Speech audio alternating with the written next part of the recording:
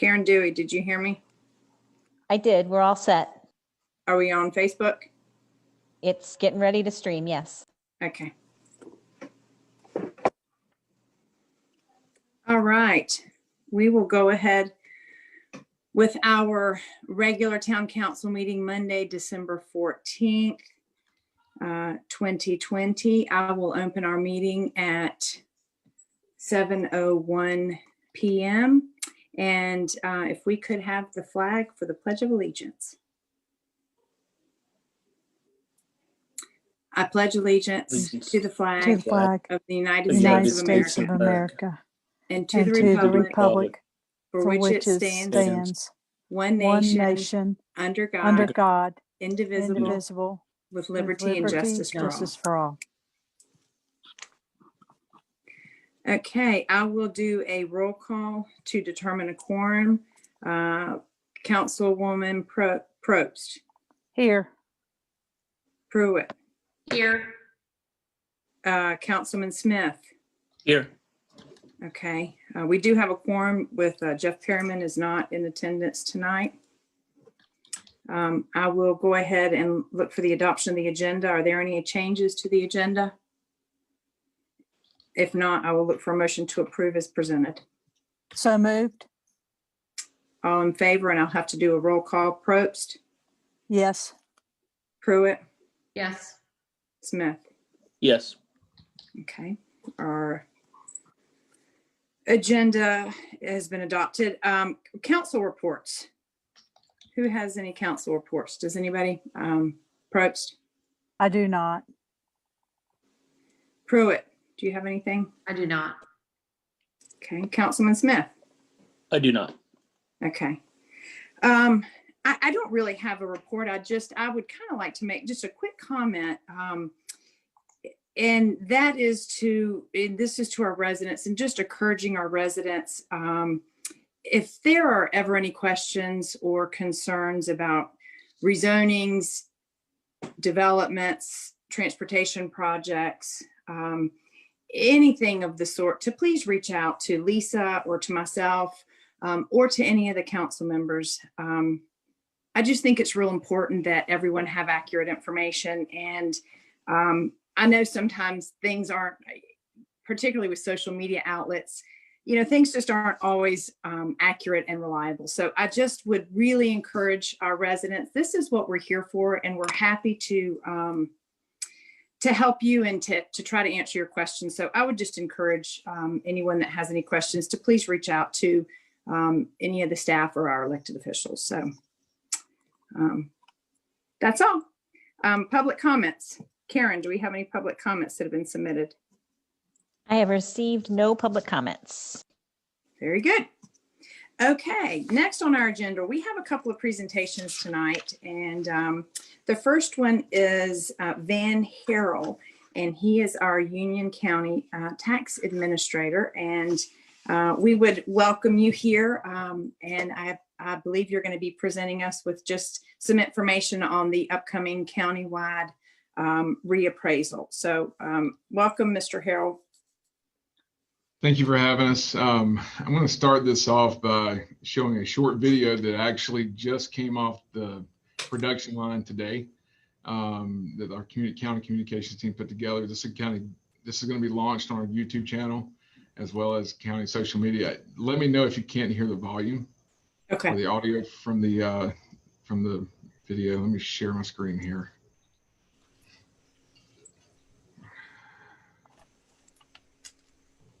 Okay.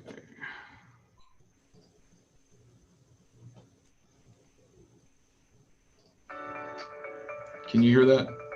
Yes. Okay.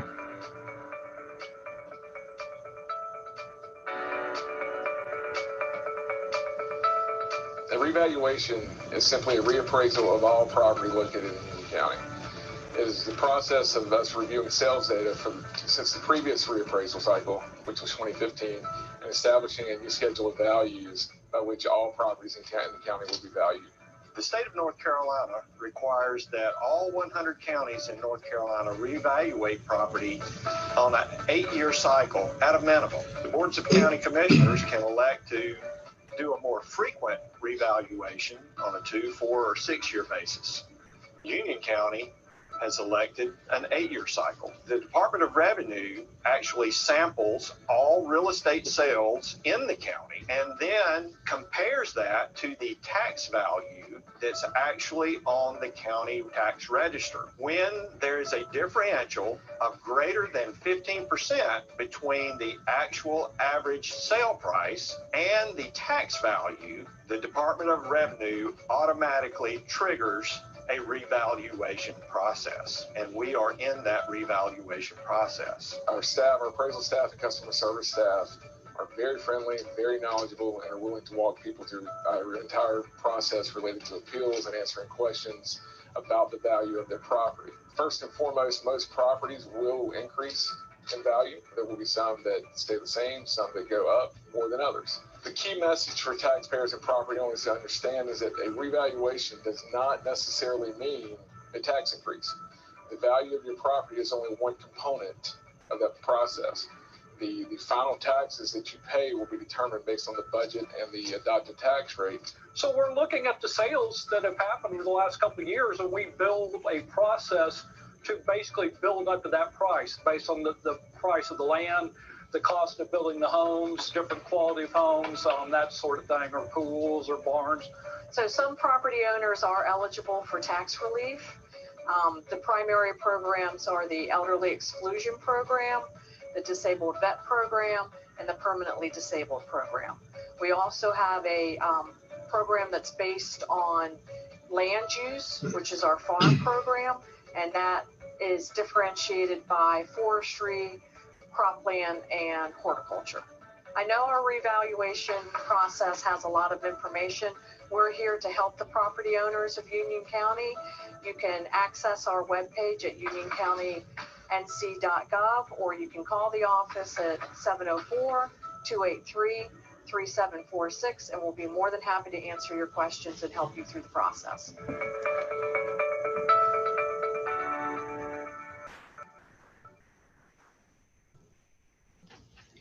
Okay, so they did a good job of taking my 25-minute presentation and putting it in 3 minutes. So we can be done. I mean,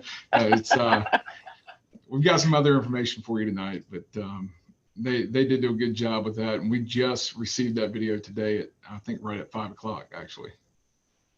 Oh, okay. Well, that was a nice video. It did condense this. You know what? Hang on. I got it. Sorry, I've gotten feedback in my ear, and it's that was a great video. It was very helpful, and it did condense it quite nicely. So we'll try to go through the rest of this as quickly as possible. I've shortened this presentation a little bit. It has been taking roughly 30 minutes, but I'll try to make this as quick and painless as possible for the board. Just a brief moment of introduction. Again, my name is Van Harrell. I'm the tax administrator. I've got two of my directors on the call with us tonight. Phil Every, as you saw in the video, he's the appraisal director, and Robin Meir is the assessment director. She takes, her division is responsible for taking the work that Phil does to bring properties up to market value and applying any tax relief qualifying programs to those properties, handling GIS as well as personal property assessment for individuals and businesses in the county. Mitzi Balcom is our revenue division director. She's not with us tonight. She's essentially over the collection side of the office for water and utility and tax bills as well. So just briefly, what is reappraisal? What is it and why are we doing it? Like I said in the video, this is a systematic review and appraisal of all real property in the county. We have to be in compliance with state statutes and existing case law. And the key purpose of it is to reestablish equity and fairness in the property tax base. When you get into a situation like we're in now, our last reappraisal was 2015, you'll have some properties that are further under assessed than others, some that could be over assessed, as we had in 2012. It's leading up to the 2015 reappraisal. So it's one of those things that kind of ebbs and flows with the market. But as the county manager said in that video, and you'll see here in another slide, when we get outside of certain bounds under statute, we automatically trigger a reappraisal. Another purpose is to ensure that current assessed values are reflective of the current real estate market. Right now, we're working as the county as well as the town of Weddington and working on 2015 property values. So that, again, we know what kind of market we've had since that time. It's been very active, very healthy. And those values are far behind where we are currently. And there's a small piece of restoring tax base loss to equalization, and we'll explain that further in the presentation. As to the timing of a reappraisal, we got a question today is, why are you doing this now when so many people are suffering from the pandemic? And bottom line is, right now, we don't have a choice. So there are three time frames for doing a reappraisal. One is the mandatory 8-year maximum. If the board does not take action to advance the reappraisal cycle on its own, such as we did in 2000, 2004, and 2008, the statutes didn't take effect. But the board opted not to do that in 2019, so we had to wait and see what the market did and see if we were dictated by the state to do this reappraisal. The second option is actually the third bullet point here, is where the board can advance that cycle. Where we are qualifying to do this process now, and I use that term qualifying loosely, is a mandatory advancement of the reappraisal based on population size and the county sales assessment ratio. And that ratio is simply a comparison of current assessed values to what the market is saying properties are selling for based on a sample performed by the Department of Revenue.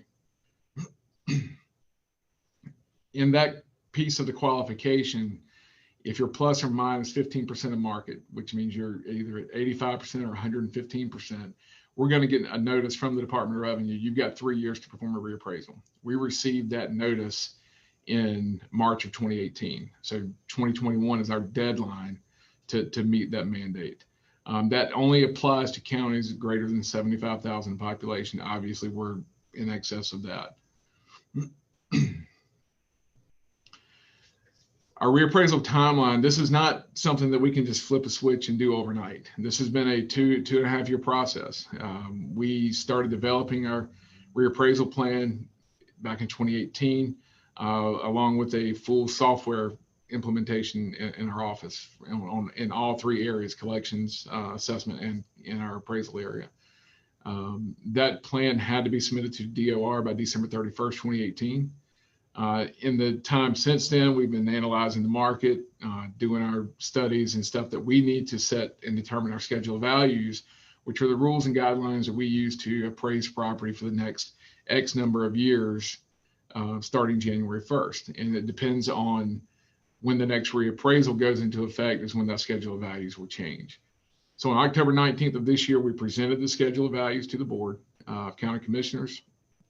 On November 2nd, they had a public hearing. November 16th, the board adopted the schedule with no comments from the public. We're currently in the process of finishing up there's a 30-day window once the board adopts that schedule that anyone can appeal the schedule to the Property Tax Commission in Raleigh. We're at the point now where that's starting to finalize. This weekend will be the deadline for that. And then the effective date of the reappraisal is January 1st, 2021. Shortly after that, we will provide, we're looking at mid-February to provide an update to the Board of County Commissioners as to new median home values in the county and other statistical data related to the process. We anticipate currently mailing the reassessment notices to every property owner around the end of February. That then starts our informal appeal period, if you will. And we use the word informal because up until the first Monday in April, we have the ability in the tax office to work with property owners to come to an agreed upon value of their property if they disagree with our assessment. And we look at their data, they look at our data, and we work back and forth with them on that process. Once the Board of Equalization and Review convenes in April, we no longer, from a tax office perspective, have the authority to change that value without the board's approval. So that session, it's not one meeting, it's just they convene in the beginning of April. They'll adjourn officially around the end of May. That gives us 2 months where formally someone can appeal to the Board of Equalization and Review, but that first step in the process always goes to the tax office. Even after the board convenes, we will work with taxpayers to find a value. If we agree upon it, they agree upon it, we'll present that to the board as a staff recommendation. And then at that point, the board will approve it, and the value is finalized for 2021. I kind of got ahead of myself talking about that, so we'll skip over some slides here in a moment. We develop our reappraisal plan considering several items. The budget needed to do the project. It's not a cheap project, and we do it all in-house. We do not contract with outside vendors to do this process. Some counties do, and they spend upwards of $2 to $5 million, depending. Some counties, larger counties, spend more, but counties our size can spend upwards of $5 million going through a reappraisal process with a vendor that does their appraisals. So we like to keep that in-house. Our folks know the county, they know the market, they know the environment, they know our taxpayers, and that works to both our advantage and the taxpayers' advantage in the reappraisal process. Of course, staffing needs, any outsourcing, there's a few things we outsource, but nothing related to the appraisal itself.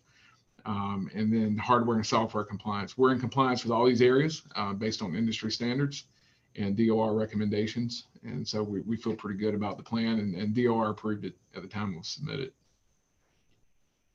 So you've heard me talk about the schedule of values, and a lot of people don't understand what that is. The schedule of values is required to be adopted for every reappraisal cycle. This schedule establishes all the rates and procedures in effect for the next reappraisal cycle starting in 2021 and lasting until either 2025 or 2028, depending on when the next reappraisal cycle would hit. The data we use for this is we look back at the real estate transactions that have occurred since 2015. At the time this presentation was put together, which is at the end of September, we had 33,000 qualified sales over the past 5 years all around Union County that we use to build the schedule of values. Now, primarily, we will look at the last 2 years because the market is so active. We do not need to go beyond that point. Since we put this together, that number of qualified sales has gone up by about 2,500. So we're well over 35,000 sales now that we're looking at in totality. The point of the reappraisal is to capture the current real estate market. This process is retrospective in nature. We are not analyzing the market to predict where we think the market's going. We are simply bringing tax values up to what the market says they are what real estate market says values are currently. We have 3 core guiding rules, principles, and philosophies to guide us in this process. Number 1 is to be fair and equitable to taxpayers. We all live in the county. I think roughly 95% of my staff are residents of Union County. So the work that we do affects our own wallet as well as those that live around the county. We want people to understand that a lot of you are our neighbors, and we want to do a good job. And we believe in our processes. We believe in the work that's done. The staff is highly qualified, and we want to treat everybody the same. Obviously, you can't make everyone happy. Our job is to work and get to that medium where they understand. They may not like the decision that was made, but they understand why we did what we do. Secondly, everything we do is governed by North Carolina general statutes. We do not operate outside of those statutes in any form or fashion. That really is the lifeblood of our office as far as guiding our day-to-day processes. And then we try to be in line in all of our aspects of the office with industry best practices with the International Association of Assessing Officers and the North Carolina Department of Revenue. Just to touch briefly on our methodology, this is a mass appraisal process. It's not that different than fee appraisal, but in some respects, but in many respects it is. So we're not going out and looking at a house and then looking at 2 other houses to determine a value, because we don't have the manpower or the staffing levels to do that, or the time commitment. It would take years to be able to do that. So we look at neighborhoods. We have appraisal neighborhoods. We use all 3 approaches to value: sales, cost, and income. If there's areas where there's no sales for land valuation, we use the processes of allocation and abstraction. And that's typically where you allocate, if a property sells for $100,000, you allocate 20% of that roughly to land value, and then your improvement cost will be $80,000. Just kind of a rule of thumb for the industry is about 20% in that process.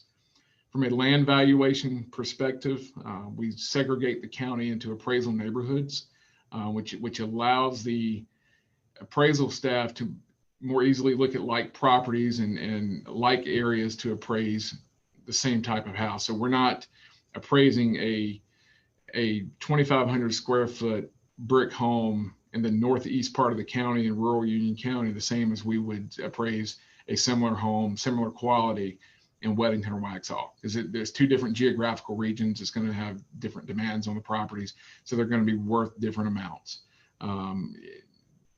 Location is everything in real estate, and anybody that's involved in that industry is very familiar with that saying. From an improvement valuation standpoint, we use replacement cost new and adjust that for depreciation and also the location of the property. We have an ongoing quality assurance review program. A lot of people think when you do a reappraisal, well, the tax office doesn't have anything to do until the next reappraisal comes along. Well, that's not true. We're required to review properties every year, and our goal is to put eyes on every piece of property in the county. We currently have on-site review processes, as well as desktop reviews for vacant properties and for properties that we can't get access to. We do not have a legal right necessarily to just step on somebody's property and review it. If there's a no trespassing sign, we have to abide by that. And then we work with that taxpayer to set up a time where we can try to review their property with them. If that's not possible, we do use desktop reviews with aerial imagery.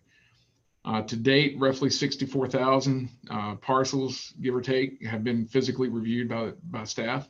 To put that in perspective, we currently have 103,000 parcels in the county.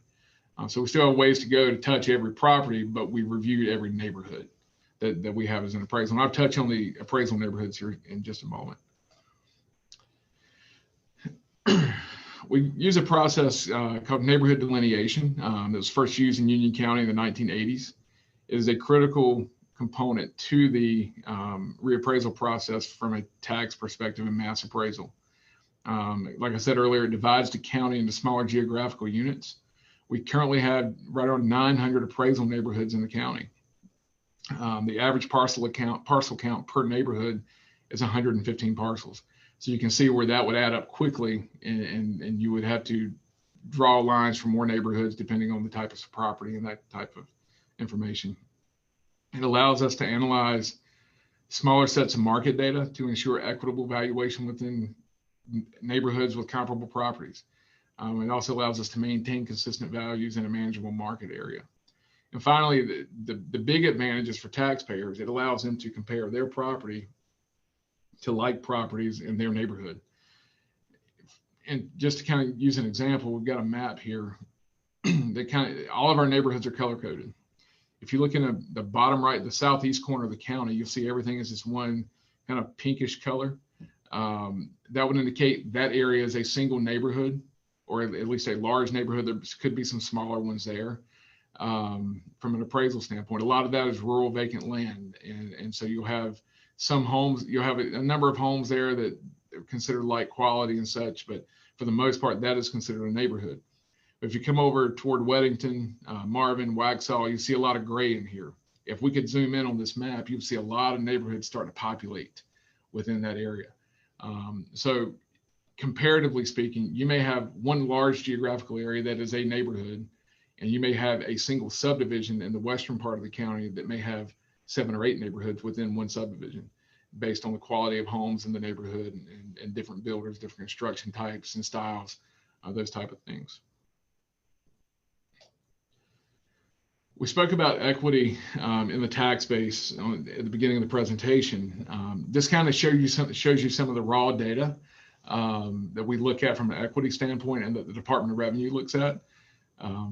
So there are 3 types of 4 classes of property that we tax in Union County and statewide. That's registered motor vehicles, public service companies, which are those companies like Duke Energy, Union Power, Piedmont Natural Gas, and the railroads.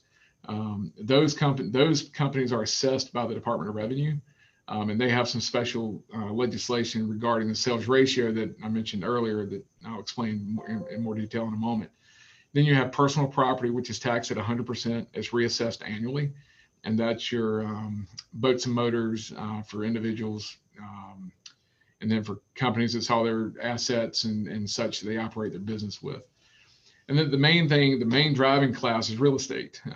You go back to 2015, and in this chart, after the last reappraisal, which we lost 10% of our tax base in the county-wide in that reappraisal cycle because we're coming off the recession and the market hadn't fully recovered at that point. So our sales ratio in 2015 was 99.71%, which is just a tad below market, or we could say, and it's right on market from our perspective. As you progress toward 2020, you can see with the activity in the real estate market, the sales ratio starts to decline rapidly. When we put this presentation together again a couple of months ago, and for 2020, we were at 73%. That number has now dropped to 70% in the last 2 months because the market continues to accelerate from a price perspective. This public service company line here, you heard me reference restoring tax base loss to equalization. This is a special class of property, and they have special legislation that allow them by law, when a sales ratio for a county drops below 90%, they're allowed to have their valuation reduced. And that's what happened in 2019 and 2020. I'm not sure how much public service property you have in Weddington, but I know Kim could speak to the fact that your valuation was lower compared to what the assessed value was as to what you could actually build them on.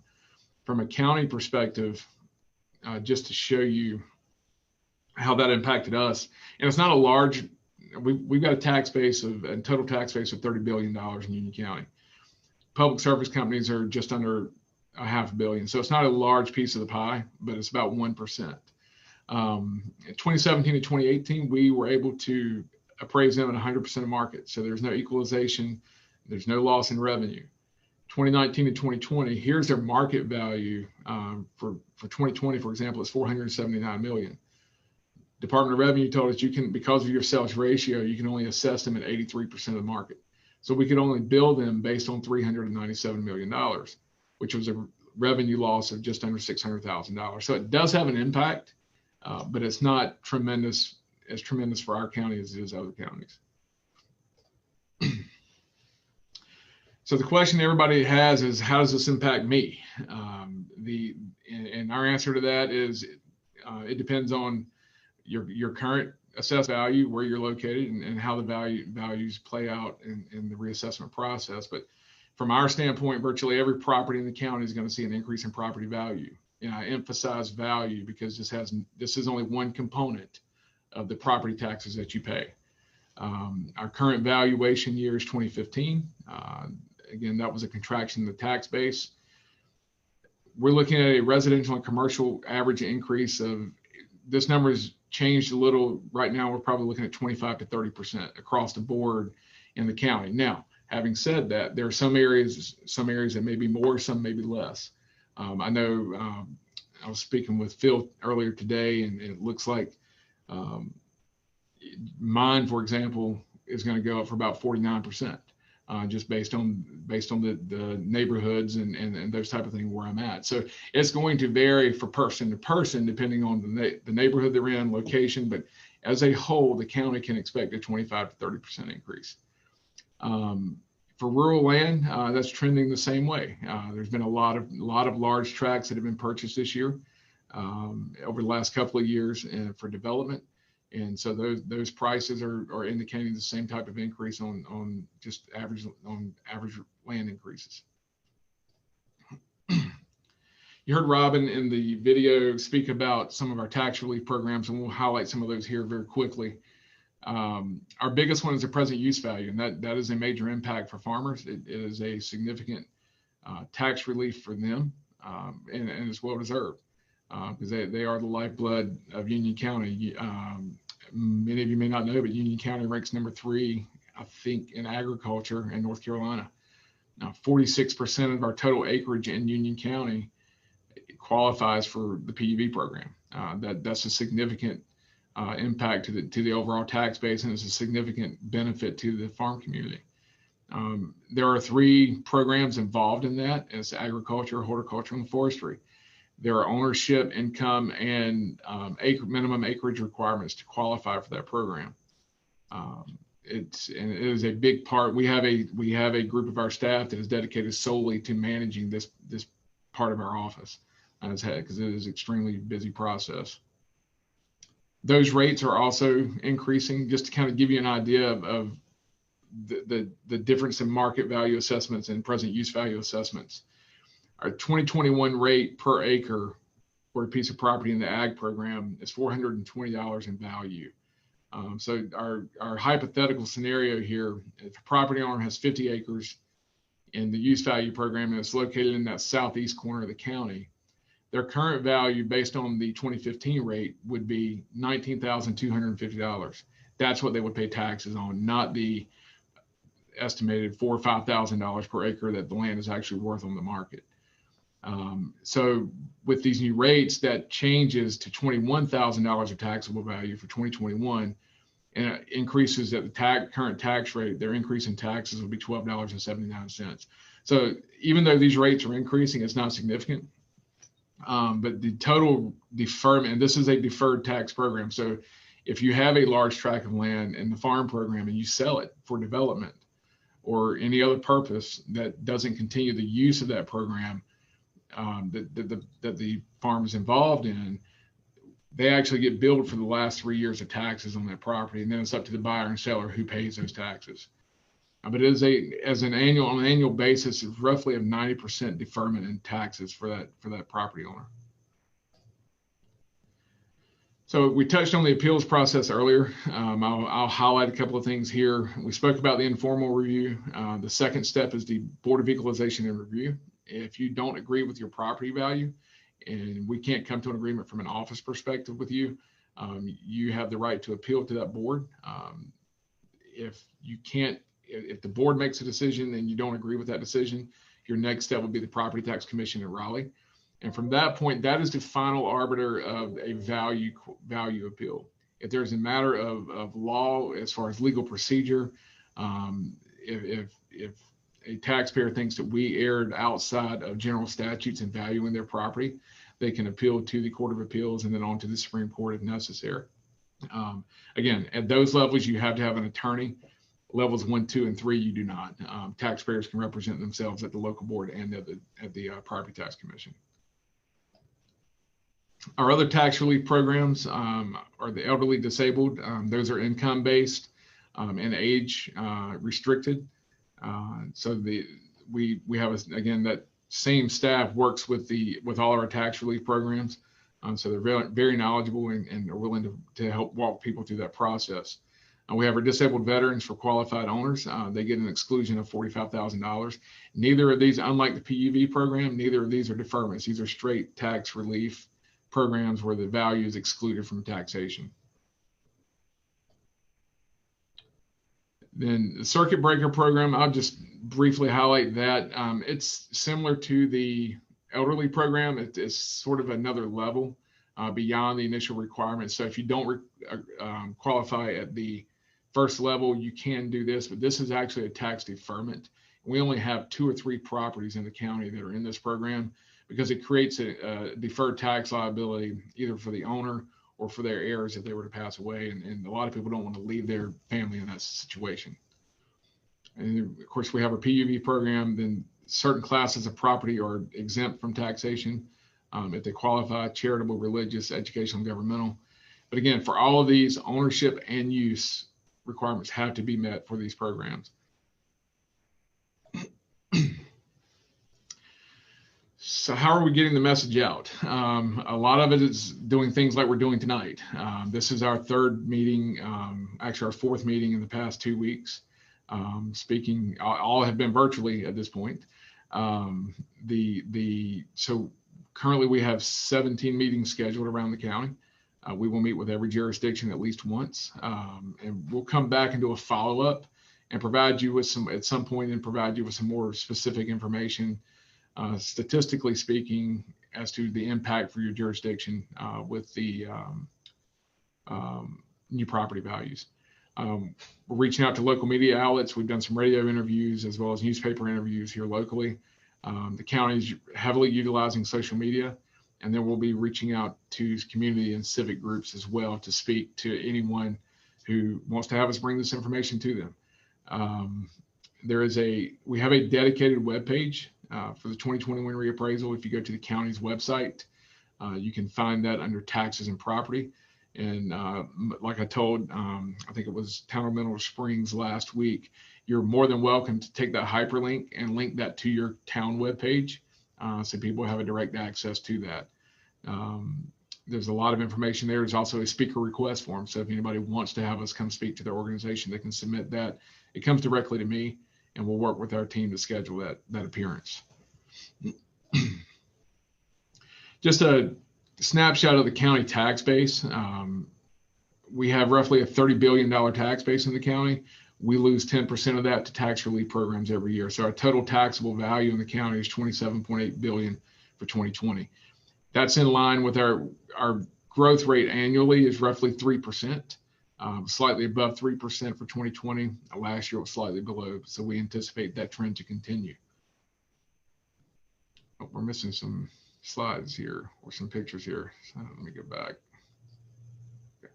This is just I'm just going to skip this, but it gives you the breakdown of the tax base. So 73% of the countywide tax base is residential. I don't think that comes as a surprise to anyone. And that's including personal property. If you carve out just real estate, that percentage goes to 88%. So we are still a heavily residential county with only about 10% in the commercial industrial classification. Just some nutshell statistics for the county. Our average since 2013, our average parcel growth, we're adding about 1,700 new parcels per year. Kind of mirroring that trend is the number of new residential units coming online each year is 1761 on average. Sales, we're averaging 6,300 per year over that same time frame, and we're only, comparatively speaking to the commercial industrial growth, we're only averaging about 60 new starts per year in new construction for commercial industrial. It would show you just a brief look at our sales ratio history to show you from a reval perspective how this trend goes. And this goes back to 1986. So we talk about a 25 to 30% increase countywide on this. That's not unheard of for Union County. If you go back to the 1992 reappraisal, there was a 40% increase in the county. Again, in the year 2000, there was a 30% increase.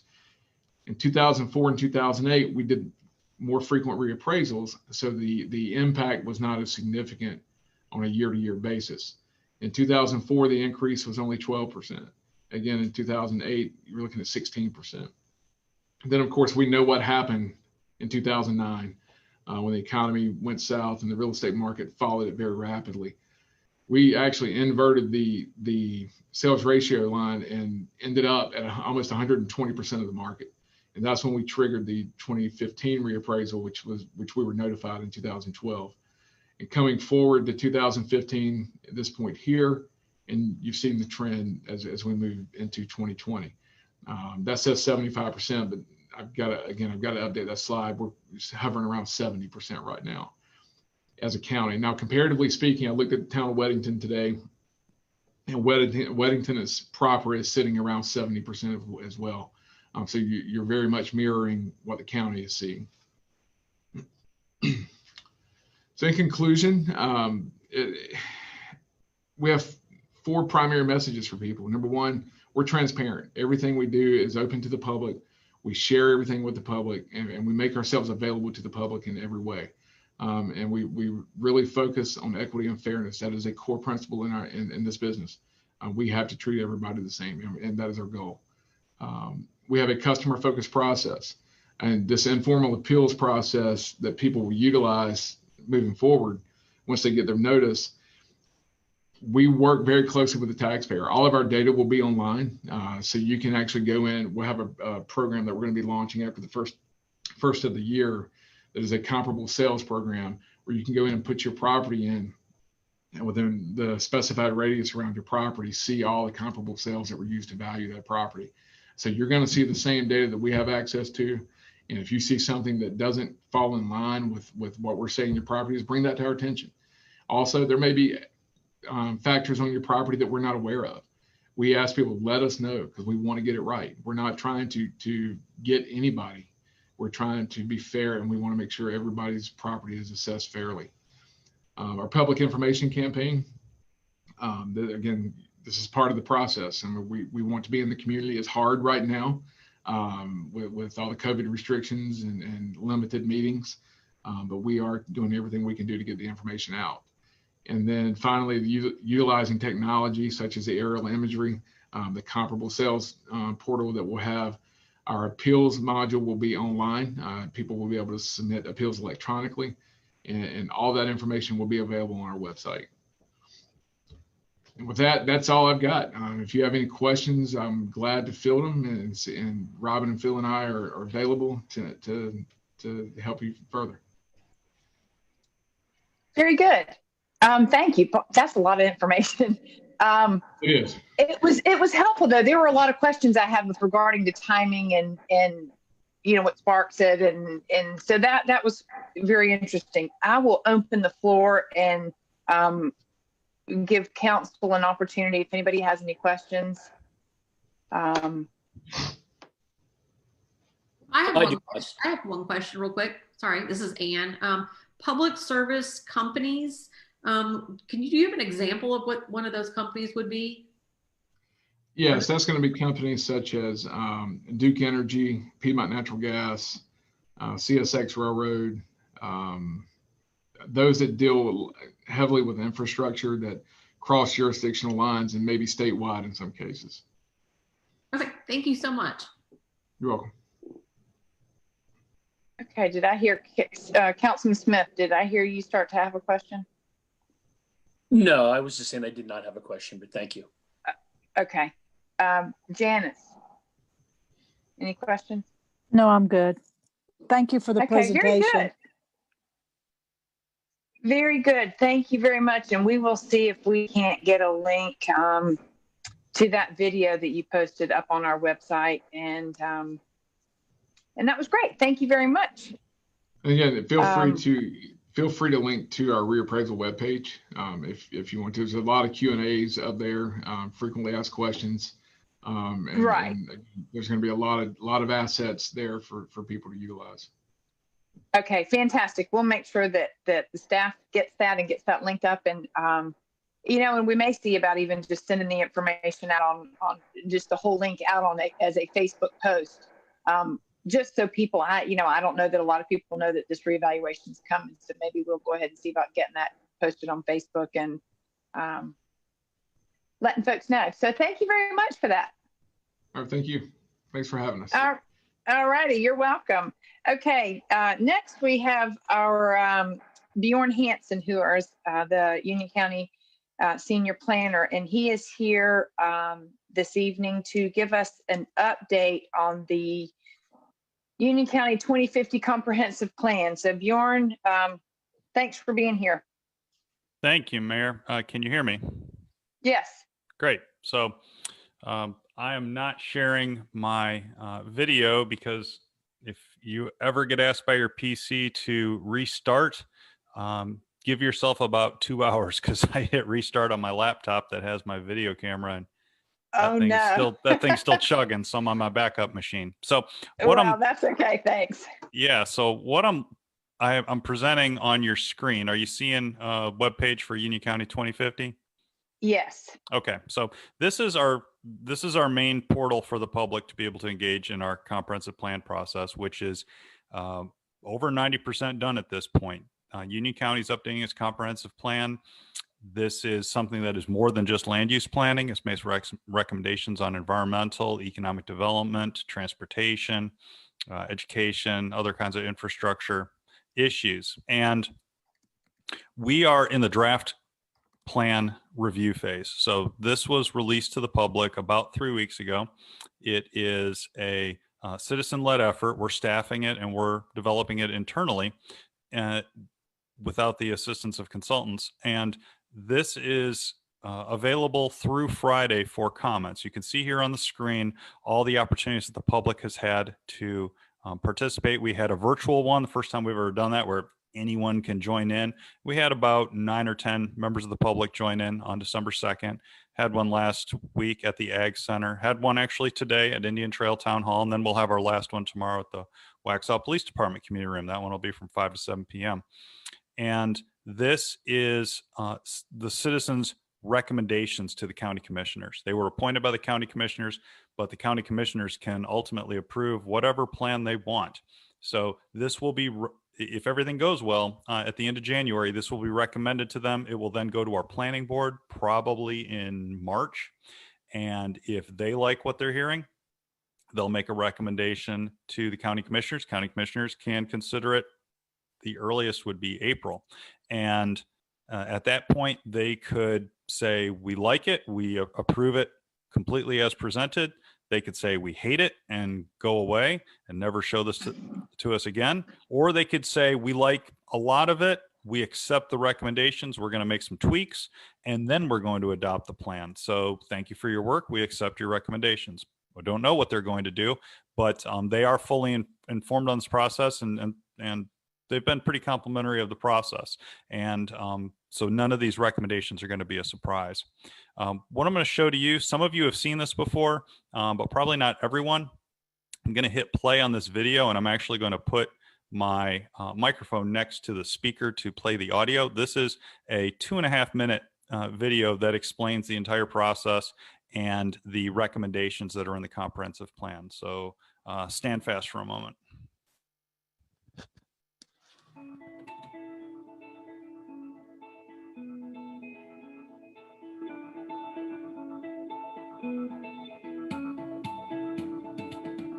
Union County is updating its comprehensive plan, which essentially serves as the roadmap for our future to guide growth in services and quality of life in the county. The project is called Union County 2050, and it's led by your voices. My name is Archie Morgan. I own WIXC Radio here in Monroe, and I'm the chairman of the committee that's tasked with making recommendations for this plan. Now, here's an overview of the proposed plan for the future of Union County, some of the recommended changes, and how we still need your help. Increase stormwater regulation to accommodate larger storms and to apply the standards to nearly all new developments. Require well testing for a potential home buyer so they would know about their well water before committing to buying a home. Allow residential subdivisions in areas designated for rural or agricultural uses with smaller sizes if water and sewer service is available. For rural parts of the county without utilities, increase open space requirements for major subdivisions to help preserve the natural environment. Add standards for approving sites for new schools to address buffers, traffic impacts, and impact on nearby incompatible uses. Close the donut holes. These are the islands of land surrounded by a municipality to create consistent developmental patterns. There's 4 new initiatives that we're proposing to address community concerns. Establish Rural Water Authority to make the eastern and southern parts of the county eligible for state and federal grants to help residents connect to public water. Fund transportation projects through a countywide quarter-cent sales tax pending voter approval. Establish a litter task force and expand broadband internet service. Now, a lot of time and effort has been put into crafting these recommendations. The 5 subcommittees and the coordinating committee have met more than 60 times since last December and heard presentations on agricultural, transportation, stormwater, environmental health, residential and commercial development, solid waste, water and sewer service, and other issues. Now we'd like to hear from you on drafted comprehensive plan ideas. Please help us shape our community's future, and we appreciate your input.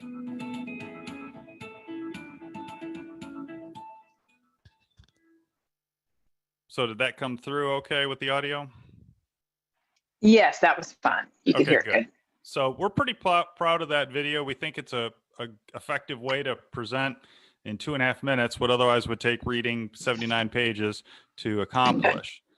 And so in terms of the plan, this spreadsheet shows all the things on the left that were considered, all the different regulatory or new initiatives that were considered. And I'm not going to go through them line by line because quite a few of you have been to the meetings or participated in previous public input sessions. But the key is that recommendations in this plan have strong support from the committees. They have to have at least 2/3 support from the members as they vote on them. This wasn't a plan where we just put in dozens and dozens of recommendations knowing that a lot of them will never get touched. These recommendations have a lot of support behind them, and they include things like improving our stormwater requirements and cluster allowances in rural areas to instead of having rezonings, just allowing the same number of lots on less land and allowing more open space to be preserved, putting in school siting requirements instead of the way it currently is, where schools can be located on any zoning of land in unincorporated Union County. What you guys probably care about a lot is the transition zones for donut areas, and also proposing a 1/4 cent sales tax for transportation projects. So the land use map, which a lot of people care about, this depicts those transition zones that are probably really important to Weddington. So right here, this is north of the Target in Wesley Chapel. You click on it, and it gives a definition of what a transition zone is. It's an area surrounded by one or more municipalities. Union County would support the land use planning and service delivery for the nearby municipalities. In order to bring about more predictable land uses and efficient service delivery patterns, Union County would not approve new development requiring rezonings in these areas. New development and rezoning should occur as a part of annexation into the adjacent municipality. So this one here and up here, which is really impacted by the West Fork Interceptor project by Union County Public Works, they're surrounded by 2 or even 3 municipalities. So this would require probably a small area plan between, Wesley Chapel, Weddington, Indian Trail, to determine what they really want in these areas and kind of set up spheres of influence regarding where they would annex and give some predictability to property owners. So these are truly islands of land, or they're like over here towards Waxhaw against the state line. They are a peninsula, but for Union County purposes, they're an island. If you compare this map to the existing land use map, which was adopted back in 2014, this has a lot less multifamily and single family residential. The yellow area would previously go way south of NC 75 and also extend further to the east past Monroe towards Wesley Chapel. The orange areas, which are towards the intersections of Cuthbertson at 16 or 16 and Newtown, would have been much larger. A lot of this area in the middle between the municipalities would have been identified for mixed residential, which means apartments, townhomes, condominiums, small lot residential. So this has been dialed back quite a bit to just be at these commercial nodes and to really be an activity center in the sense of like Stonecrest or Waverly, the idea that you might be able to live there and walk to adjacent stores or businesses. So this is the land use map that is recommended as a part of the comprehensive plan. Then if you actually want to read the plan, on the 4th tab, you can click on this tab right here and it'll come up as its own document. It looks like this.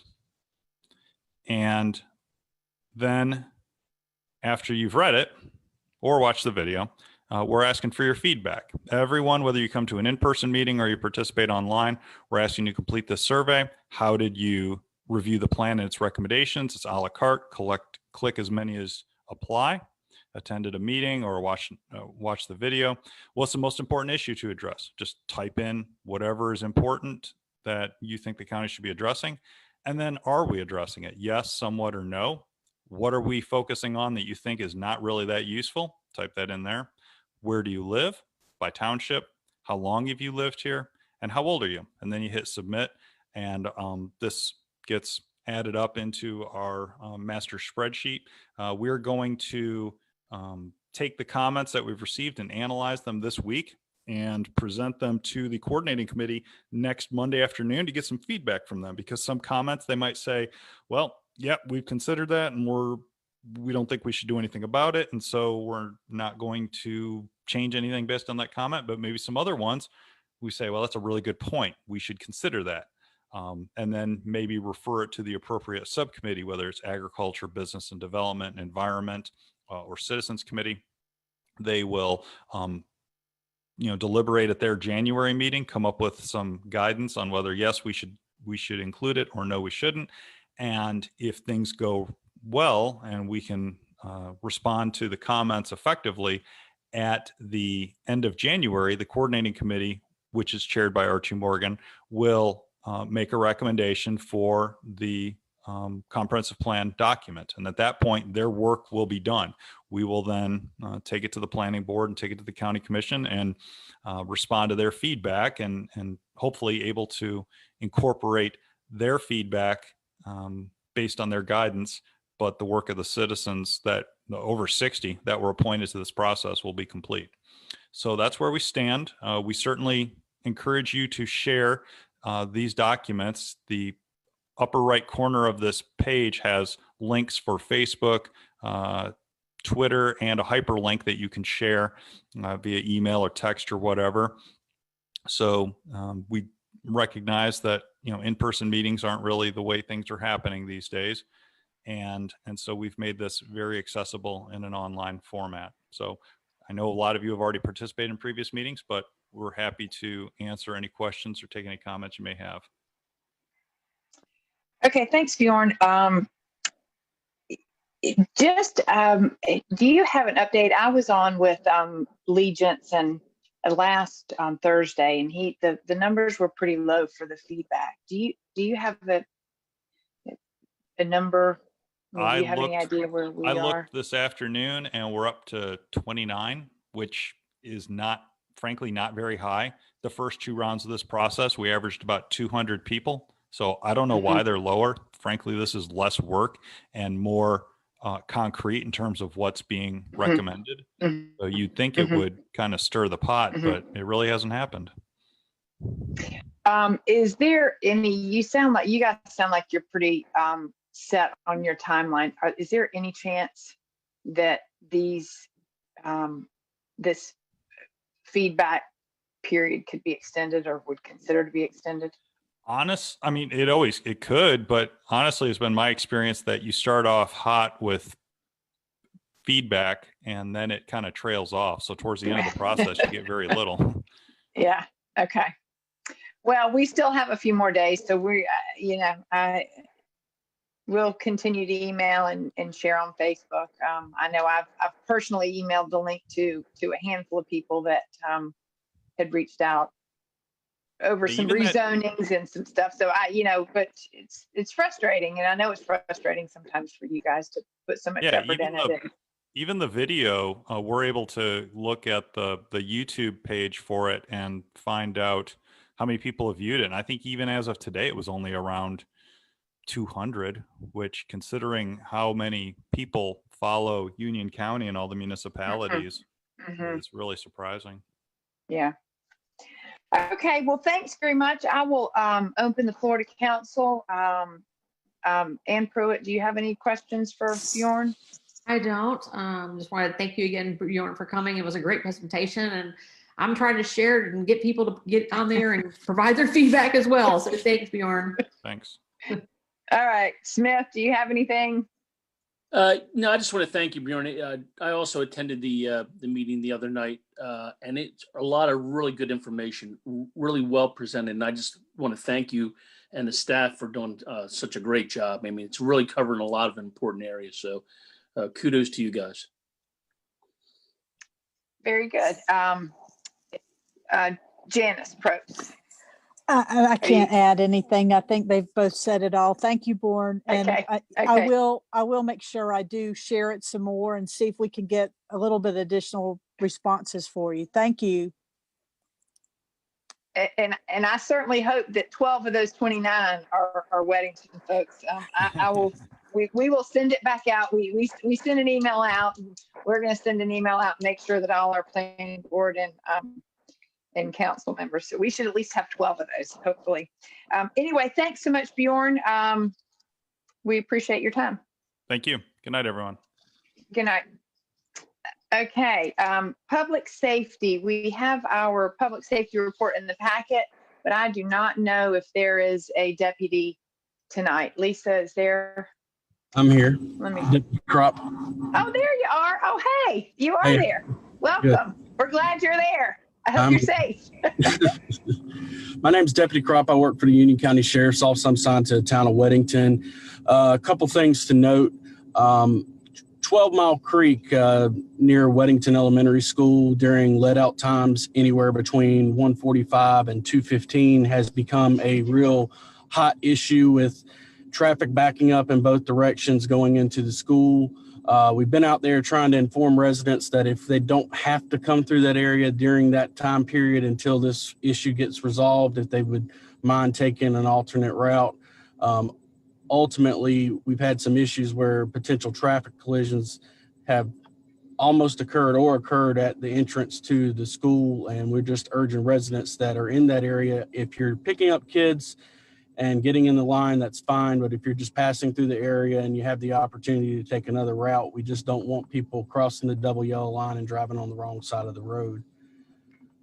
Also, it's the holiday time, so people, please lock your doors to your vehicles, turn your lights on at night. We had a vehicle stolen out of Weddington last Monday, ended up in Charlotte, but a vehicle was unlocked and it had about $5,000 worth of tools and equipment for a business. So we just need everybody to lock their vehicles up and make sure they keep themselves safe. And if they're going to be enjoying an alcoholic beverage over the holidays, please use ride sharing services and don't get behind the wheel of a car and put yourself in a situation where you could be driving under the influence. That's all I've got. Okay. Thank you very much. Can I ask a quick question of Deputy before he goes? Yeah, If that's sure. possible? Yes, ma'am. Just regarding the whole governor's order, just some clarification. I know that people are supposed to be at home where they're sleeping that night at 10 o'clock. Does that go like pretty much, have you seen people out and about traveling, you know, kids home from college? Are they able to go to their friend's house, or what are you seeing, or what have you been directed to those folks that are out maybe after that 10 o'clock curfew? We haven't been given any guidelines as far as the curfew is concerned at this time. At this point, we business as usual. So. Okay, thank you. Yes, ma'am. Okay, and just as kind of a little side note, Weddington Elementary has been, as Deputy Crop said, a issue for quite some time. I have the latter part of, it's about this time a year ago, had been working with the transportation director at UCPS and one of the DOT folks that works kind of hand in hand with the schools. We had spoken with the principal. They are aware of it. But because they're state-run roads and because it's UCPS property, it's kind of a tricky situation for us in the town. I will follow back up with the folks at UCPS, and the gentleman had, you know, the discussion that was that they could restack the line of traffic, car line of traffic going into the school. For those of you that are familiar with it, there is grass areas on both sides, and I think if the traffic and the school entrance going in was improved, they could stack traffic possibly that could pull some of it off of 12 Mile Creek. But I just want to let residents know that that's something that has been on my radar, and I have talked with the UCPS people about it, but I will follow back up. I'm not in that area much anymore at that particular time, and it just hasn't been on my radar, but I'm glad Deputy Crop brought that up, and I will follow up. So just as a note to that. If nobody else has any more comments, we will move on to the consent agenda. Lisa, if you could just go over those couple of items, please, for clarity. Sure. Item 9A, we're calling for a public hearing to be held January 11th at 7 o'clock at Weddington Town Hall.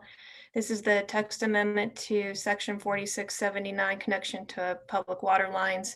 if y'all can remember, Chief McClendon was in speaking to us about concerns with fire hydrants being on the opposite side of a development and having to shut the street down when there's a fire.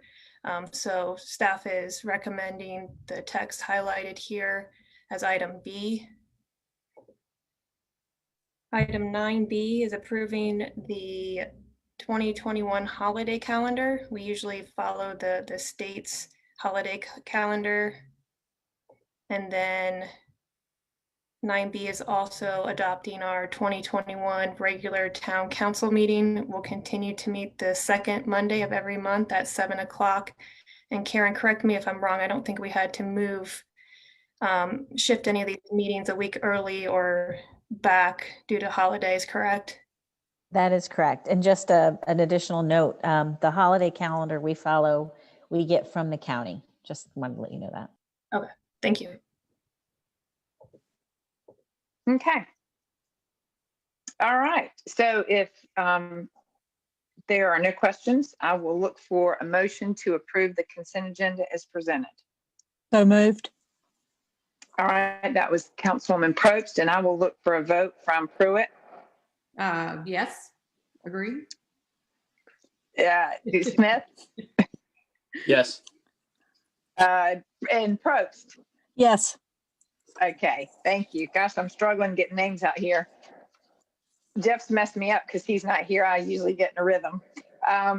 Approval of minutes, November 9th, 2020. Are there any changes to those regular town council minutes? If not, I will look for a motion to approve them as presented. So moved. All in favor, Probst. Yes. Pruitt. Yes. Smith. Yes.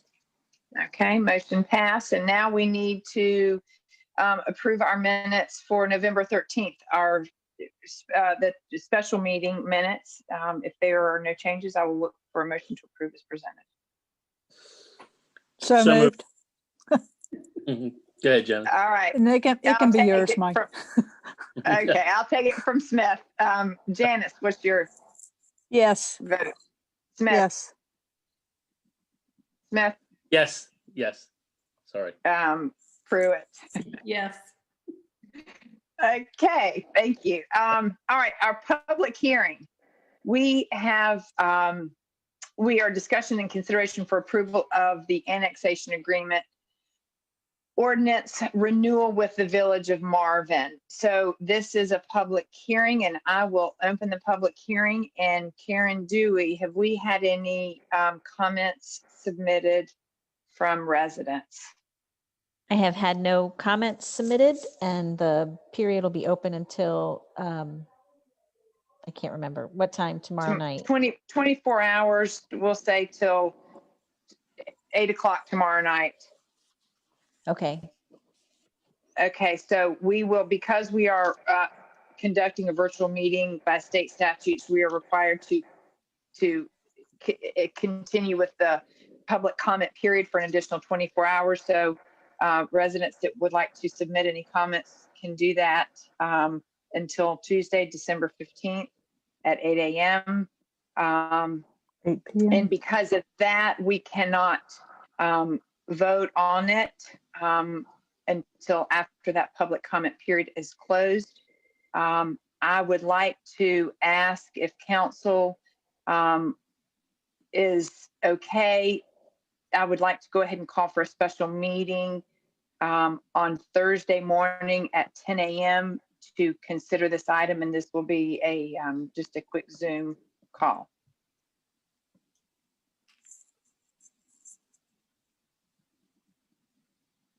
Council, Janice, are you okay with that? Sure. Mike? Yes. Okay, and Ann? Yes. Okay. Do you guys, I think I may have gotten ahead of myself. Does anybody have any questions? This has been discussed. I mean, we've kind of gone over this and looked at this. Does anybody have any questions about this at all, or are we good? I do not. Okay. I'm good. I'm good also. Okay. Okay, so we will continue to accept public comments for another 24 hours. And we have called for a special meeting on Thursday morning at 10 a.m. to consider this item. And I guess that's all we need. That's good. Okay, good. Thank you, Karen. All right, new business. We don't have any old business, new business. So we have the discussion and consideration of the Cardinal Road preliminary plat. So Lisa, if you could just take a second and go over your report on this. Thank you, Mayor. Mr. Scott Squaresky submitted a preliminary plats for 9 lots on 13.32 acres. This is located at the southwest corner of Highway 84 in Lester Davis.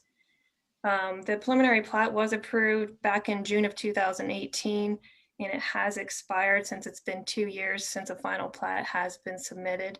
They did bring a 3-lot subdivision to the planning board. We had a buyer that wanted 3 larger lots that fell through. The new applicant is looking to go back to the original 9-lot subdivision. When this first originally went through, there was some concerns about the cul-de-sac and the Highway 84 improvements. But before you all saw this, or the previous council saw this from 2018, we did try to address most of those comments. We added a bulb to this cul-de-sac. We added a 30-foot tree save area. We added the future right-of-way onto the plan. There's a right turn lane into the development, and then we set the properties back further. I will have them detail that this is the front setback along the south side of that tree save buffer. The planning board reviewed the preliminary plat November 23rd. They noted a discrepancy between the plat notes and the condition about the maintenance of the pipe on lot 8. I have confirmed that this should be maintained by the owner of lot 8. It's a pipe along this creek that serves this lot only. So that will be maintained by that lot owner. The preliminary plat has not changed from the original approval, therefore staff recommends approval with the same conditions as bulleted in your staff report, as long as we change that the second bullet stating the maintenance of the pipe on lot 8 shall be the responsibility of the owner of the lot. I'd be happy to answer any questions, and Mr. Swirsky is on as well to answer any questions. Okay. All right, council, are there any questions? I have a question. Is this going to be the Cardinal Court? Is it actually going to be a North Carolina, a DOT maintained road, or is it going to be a private roadway for the HOA? It's a private driveway that'll be maintained by the HOA. Thank you. Okay. Are there any other questions? Smith, are you okay? I'm good, thank you. Okay. Janice? No, I do not. Good. Okay. Okay. Well, very good. And this is familiar. So as Lisa said, there doesn't seem to be any changes for the exception of the maintenance of the pipe. So I will look for a motion to approve the Cardinal Road preliminary plat with the conditions listed. So moved. Okay. All in favor, Probst? Yes. Pruitt? Yes. Smith? Yes. Very good. Thank you very much. Okay. We are now to our UDO update draft by our attorney, Kevin Brigawatt. So welcome. I think he's on and has been on. So I will let him have the floor and you can give us your update. Good evening, everybody. Thank you, Mayor. We are continuing to meet monthly with the planning board to continue working through the UDO. Last month, our sections were Article 8 and Article 9. I'm going to just give a brief update to you folks here this evening, just to keep you up to speed as things are moving along. Reminder, you all will get as deep a dive as you want in the spring once we get a completed final draft. Planning board's been great to work with. We're real happy with the progress and continue to keep working well with them. Article 8, which we have in front of you, is the subdivision regulations. Again, we're tracking the state statutes. 160D and Article 8 of the state statutes is the authority for subdivision review. So we're tracking that nomenclature. Our focus in this section is on the process of subdividing land, not the development standards for a residential development or subdivision, but subdivision as far as dividing the lands. So we track the state statute with the definitions of subdivision, and then we pick up with your existing ordinances for minor and major subdivision, then with some revised language to explain what will be a bit of a revised process for you for minor and major. I think, Lisa, just probably to spend best use of folks' time tonight is probably the graphics. It's so perfect. You're going right where I was going to ask you to go. For minor subdivisions, the idea would be just a simple two-step process of the preliminary plat, construction review, and then a final plat. And this would just be the very small lot subdivisions where you wouldn't be big, you wouldn't have new roads. And then what we spent most of our time talking about was the two variations of major subdivisions, which would be the larger lots, and it would either be your traditional subdivision or residential development or your conservation residential development. This first one is the process if we for a traditional neighborhood development. And I think the point I'd leave you with, remember, we're trying to build in this CZ process early on, CZ conditional zoning process early on in the development of any significant size development with any significant impact. So what you would call now is a preliminary subdivision plat review, you're going to have it as the CZ zoning review at step one, where you all will ultimately, after you get comments and feedback from the public at your public hearing, your planning board from their recommendations, and your staff from a review, the elected officials will make the zoning decision whether you all are going to approve a traditional residential development of any size through the CZ zoning process. Then if it is approved at step one, the subsequent steps will just be administrative and handled by staff. That would be a construction plan review in connection with any applicable permits, and a final plat, which would just be the map that's recorded at the Register of Deeds when folks want to sell lots. But again, the significant review input public process is at the beginning of the development exercise with the conditional zoning. Then you're going to see something very similar for your conservation residential development, which is the really what we would expect to be the primary type of development in Weddington. Again, you're going to keep your current process of the site walk and the site specific plan. That's going to be your conditional zoning process. Same steps I just went over.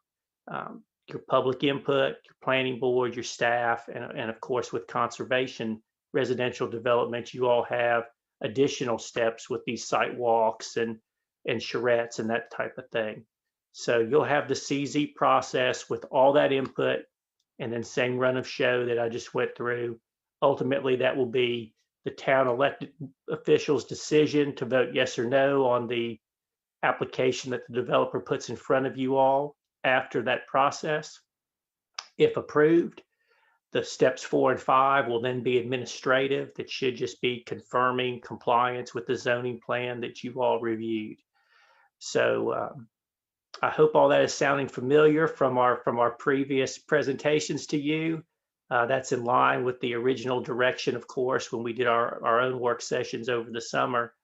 And we just spent a good bit of time making sure we were following how the subdivision process fits in well with that zoning process. Thought it went real well. Again, really unanimous support right now for the direction this was heading with the planning board. And so that's where we left it with Article 8. While I have you, I will let you know that we also had a discussion on Article 9, which is a section about all the uses and the rules around particular uses in Weddington.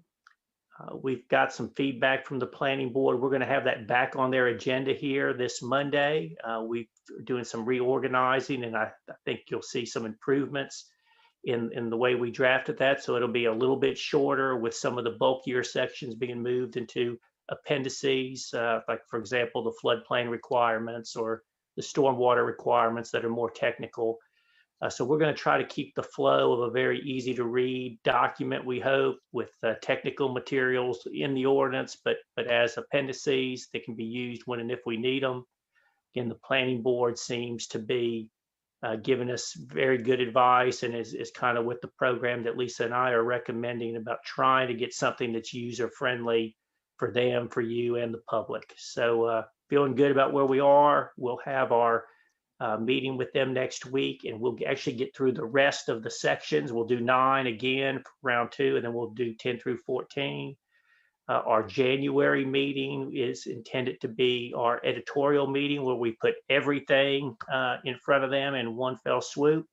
So I'd like to think we're still on track to get things back in front of you in February or March kind of time period with a recommendation from the planning board. So that's an update, Lisa. Certainly, if you have anything to add, or if anybody has any questions, we'll be happy to address them. Okay, very good. Lisa, do you have anything you want to add? I don't. Okay, are there questions? Any questions from council? No. Okay. No, Very thank good. you. Thank you for this, Kevin. This is awesome, and this is you guys are plugging right along, and I think the process is going to be a lot easier for everyone. So we certainly appreciate you working on that. Thank you very much. Enjoy to get to work with your planning board. They're doing a nice job. Well, wonderful. Well, so kudos to the planning board. Thank them for all their work. Very good. Okay, we are now to our update. Lisa, do you have any updates for anything? Yes, the Roots Farm public involvement meeting, there's going to be 2 more this week. You can find them on the town's website, townofweddington.com, under upcoming events. We have the public involvement meeting this Wednesday from 9 to 11. That's virtual. And then there's an additional public involvement meeting trying to make up from the one that was canceled last week due to public safety concerns. We're going to try to do that this Friday, December 18th from 10 a.m. to 12 p.m. And then planning board has been moved up a week due to Christmas. So they're meeting next Monday, and that'll be the first time they are being presented the materials. So we'll have Roots Farm at that first planning board meeting next week, the text amendment and that rezoning. I was made aware of a possible annexation and rezoning into Indian Trail. This is along Potter's Road. Potter Road, they're trying to connect to Potter's Cove subdivision. It's Stanley Martin Homes. It's called Glenhurst. They have a public involvement meeting Wednesday, December 16th from 2 to 4 and 5 to 7. Both of those are virtual. They're going from R40 in the county to Indian Trails CZ5, which is 116 homes on 41 acres. Oh boy. So that's right on our border up on Potter Road. And they're trying to connect to that Potter Cove subdivision. So you might be hearing from them. The Matthews house was used for a practice burn on December 5th. That went very well. I am working to get a quote to get that cleaned up. And I did get a quote from Turf Commander to go ahead and start getting that lot seeded and fertilized so it's ready for this spring. And then last of all, we will be back into the office hopefully this Wednesday. We'll open up the doors again from 9 to 1, Monday, Wednesday, Friday. And I want to thank everyone for their patience. And this is our last meeting of the month. So I want to wish everybody a Merry Christmas, Happy Holiday, and Happy New Year. That's all I have. Okay. All right. Very good. Thank you for that. Code enforcement report, that is in your packet. It's been cleaned up a little bit. I don't know if anybody has any questions. Okay, it was quiet long enough. There are no questions for the code enforcement. Leslie, I think Leslie is on. There you are. Hello. Hello. Yeah, you've got the monthly financials are in your packet. I just got an email today from Ann Craven, the auditor. They are wrapping up the audit. She sent a couple of fraud questionnaires for me to distribute. I don't even know who is getting them this year. I haven't seen them yet, but be on the lookout so that if you get one, if you could complete it as quickly as possible so we can turn that around and get our financial statements submitted to the LGC. And that is all I have. Okay. Very good. Thank you very much for that. Transportation report. I don't really have an update. We do have our monthly CRTPO meeting Wednesday night. So I can report back for January.